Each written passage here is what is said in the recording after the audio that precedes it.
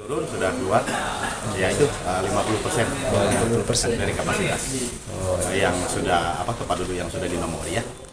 Disiapkan juga lebih kurang 1.015 personil. Adapun pola-pola pengamanan konsep secara umum general tetap kita berpedoman pada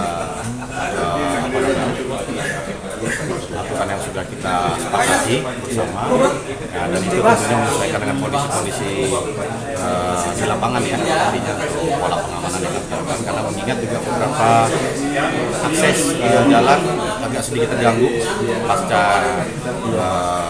banjir kemarin. Sebagai contoh, jembatan yang di arah stadion itu jadi kondisinya agak sedikit rawan apabila dilintasi oleh kendaraan besar, sehingga untuk aksesnya bus pemain akan kita alihkan, nggak lewat tempat biasa.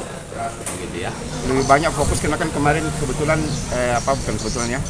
Parepare kena bencana banjir, sehingga ada beberapa jalur itu akan berubah, utamanya untuk jalur masuk pemain, dan mengantisipasi karena kondisi kemarin kan hujan, kita sempat kerepotan karena tidak mengantisipasi dari awal.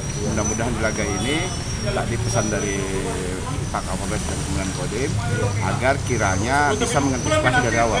Jadi tidak lagi kemarin kondisinya di saat laga itu baru orang kewalahan dalam mengantisipasi kondisi yang ada.